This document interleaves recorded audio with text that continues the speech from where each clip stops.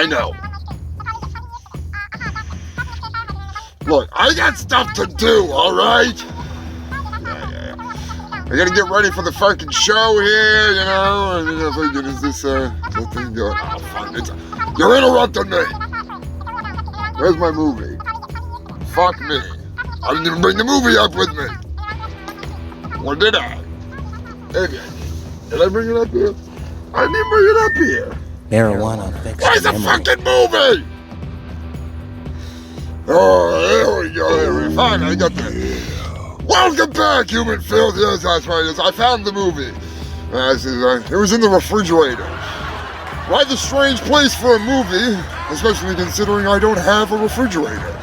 But I digress. I am your host, Humongous Fungus of Humongous, and this is the Ghoul, the Bad, and the Fugly. Yes, that's right. I am your intergalactic host with the most STDs. I watch possibly some of the worst movies. Yes, I have boxes and boxes of shitty shark movies and monster movies. Evidently, you've come here for the movie. You did not come here to hear me ramble. You kinda did. Just want to give a big shout out and a thank you to Butcher Media. That's right, Butcher Media. That is who is bringing this mess of a show to you right here on, it could be Fungal Freak TV. It could be on YouTube. It could even be on my Facebook page. Who the hell knows? All I know is that you're watching the Ghoul, the Bad, and the Fugly, so let's get on with this shit. Yes, I picked out possibly one of the worst movies to come out of the pandemic. Ugh. It was a movie pandemic along with a global pandemic. So why not bring out Sharks of the Corn? Oh, good God, Sharks of the Corn. I better put this fucking thing out because I'm not high enough for this. I'm getting too old for this shit. But still, you're gonna need a bigger hoe. Do you use a lot of hoes when it comes to corn? I don't know. I'm not a fucking farmer! Anyways, I'll give you a little synopsis, a little fucking breakdown on what this shit is before I go into get a little bit of the details on who the fuck brought you this garbage, what I think of it. Yeah, it's gonna be a long one, even though this movie's really not that long, but still, the town of Druid Hills! Really? Druid Hills? Good God, I better fucking, I gotta take another fucking puff off the old left-handed cigarette here. Oh, yeah. A little on the nose, aren't you? Just saying. I know. The fields of Druid Hills are haunted by a shark secret. Yes, that's right. Chichi Salsa Kebab, a shark goddess of some kind. I don't know. Who the fuck comes up with this shit? Chichi Salsa Kebab? That's a hell of a name for a shark goddess. But still, she's on the rise. She's gonna rise again. Or will she? I guess that's all up to Stonehenge and the cult of murderous half-human, half-shark hybrids, because they wear pandemic shark masks or something like that. I don't know. I don't understand. This movie has got more plot holes than fucking... Oh, my God. It's ridiculous. It's like an Arnold Schwarzenegger and Sylvester Stallone, and we'll even throw in Steven Seagal. Even though Steven Seagal doesn't kill anybody anymore, still, he's a Buddhist or some shit. I don't fucking know. Regardless, I digress. It'd be like if all of them in all of their movies opened up, like all the cast of Predator shot the plot of this movie. That's what you're gonna get out of this. It's ridiculous. By as a cult of serial killers that worship shark goddess Chichi Salsa Maria, whatever, I don't know. They come to this small town to pray in the cornfields or something. Like I say, I can't keep fucking track of what's going on in this. Between the mob and the CIA and the shark cult and the rednecks and the bad jokes. Oh my God. Anyways, Sharks of the Corn. This this episode of the Ghoul, the Bad, and the Fugly is friggin' sponsored by Frenchville. That's right, they got some staving ass dope, and they decided to get me all doped up and then make me watch this movie. So, John, Larry, this one is for you. This movie is brought to you by none other than Stephen King. I see what you did there. This is an SRS Cinema LLC production, brought to you by Twisted Illusions Entertainment. Oh, God. I'm hoping that I never have to watch another one of their movies, to be completely honest with you. I do believe this movie was brought out in 2020. They did put it out on VHS. They had special editions with all this bullshit. It's 106 fantastic minutes of shark porn in the corn, if you know what I'm saying. It's from an idea by Stephen King and Ron Bonk, based on a novel by Tim Ritter. Yes, Tim Ritter. We'll get back to Tim Ritter and Ron Bonk, but definitely not Stephen King. A little bit later. Hoping not too much later, because this is already dragging out into an episode that is far too long. Just like this movie, clocking in at 106 minutes. Like I told you, you could have got this over with in 6 fucking minutes, okay? The cast includes Shannon Stockton, who played Scheider and friggin' the Shark Goddess, and she played Lori and Redneck. Ford Windstar. Good to see Ford Windstar is getting some acting, you know? I haven't fucking seen Ford Windstar in a whole lot of movies since at least, the fucking 80s. Good times. But old Windstar plays Steve Gunyon. Oh, no, he doesn't. He plays Jonathan Gottfield. I don't know. None of this matters. You meet these people for literally 2 seconds and then they're fucking gone. Except for one important character, which I will get to in a second, yeah. Is, fucking Steve Gunyon plays Teddy Bollocks. I see what you did there. Casey Miracle. It's a miracle she got this role playing Benchley. Benchley? Who the fuck names their kid Benchley? That's a name you give a dog that you don't like. A dog that you fucking give to Michael Vick. Al Nichols plays somebody. I don't know who. I don't give a fuck who. Thomas Kinder. Told you we'd get back to Thomas Kinder. He plays Mr. Mello.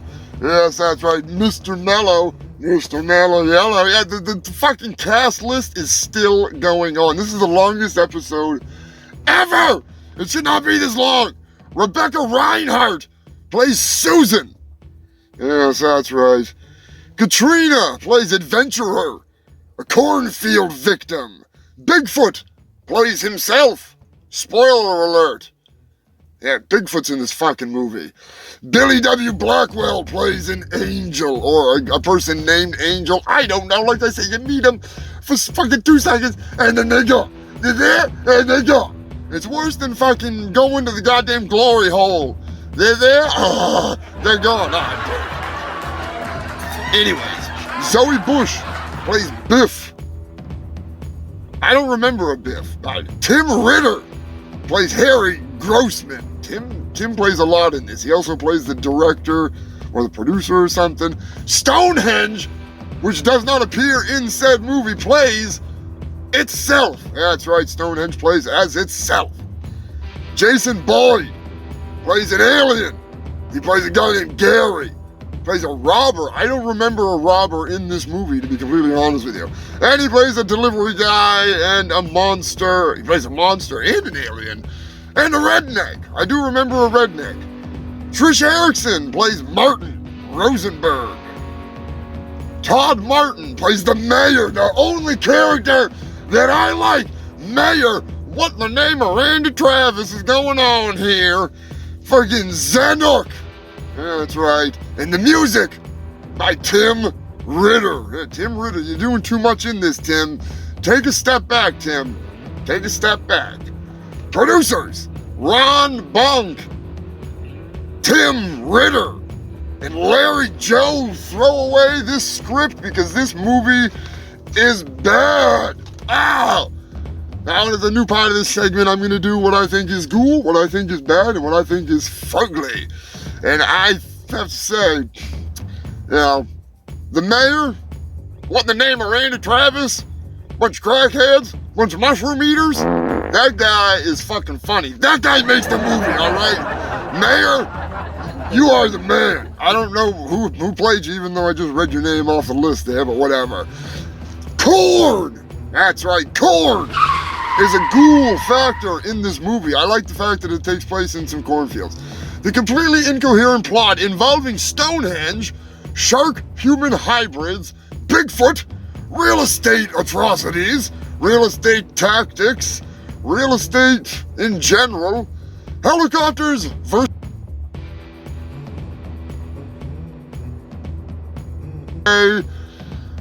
there's the ozone layer being gone, there's people getting sunburned, there's shark teeth, there's hookers, there's lizard people, there's, oh my God!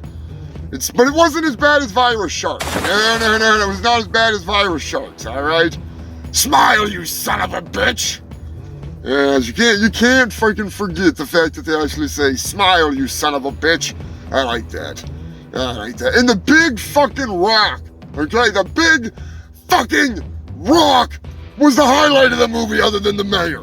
I'm just saying. That's why I'm dragging this out so long so I can get to the big fucking rock. Now the bad, the stupid and unnecessary political and social commentary, aka the jokes that they attempted to throw in there that are based on events that will age as well as a corpse in a car in the middle of the summertime. I'm just saying. The only bad thing about this movie, other than the acting, is the stupid fucking political jokes they attempted to throw in there that they didn't need. It dates the movie to 2020, and nobody needs to remember 2020. The Fugly, I'd have to say this, the special effects, the lack thereof, oh my God, the plot, clearly a crap cash-in on the shit shark franchise that had, swam through Hollywood. I mean, I love Sharknado. I'm getting to the Sharknado series. Don't worry about that. But still, it's a cash cow grab of Stephen King nostalgia with the Children of the Corn and sharks. But there's, no real plot that links them because Stonehenge is sending messages that only sharks can hear, but only the shark goddess can hear because she's an amalgamation of humans and sharks, like a hybrid. And no. And the ending to it, totally, it made sitting through 106 minutes totally worth it. Now, obviously, 4 of those minutes are credits, so you're sitting there for about 97 minutes ready to fucking string the noose up or cock the hammer or drink the fucking bleach and ammonia, and then all of a sudden Bigfoot makes his appearance. Spoiler alert, Bigfoot makes his appearance, and it's all worth it at that point. It's all fucking worth it. No matter how much bullshit you had to just sit through, totally worth it. Like this fucking review, which is going to be about 15 minutes long, which is the longest I've ever done for The Ghoul, the Bad, and the Fugly, which is an embarrassment because it's about one of the worst movies that I've ever reviewed. But still, I give this movie a fugly rating, alright? It's definitely fucking ugly, but it's worth watching. I don't know if I want to spend as much money as somebody else spent on it to give it to me. But still, thank you, Frenchville, for freaking sponsoring this episode of The Ghoul, The Bad, and The Fugly. Big shout out, a big thank you to the man, the myth, the one, the only Scott Paulson over at Butcher Media that makes this fucking possible. Check them out. You need anything done, video, whatever, get a hold of the fucking man. You can find me on Facebook, you can find me on freaking here and there on Instagram. You can always find me right here on wherever the fuck you found me, whether it be Fungal Free TV, available on Amazon and Roku, or YouTube.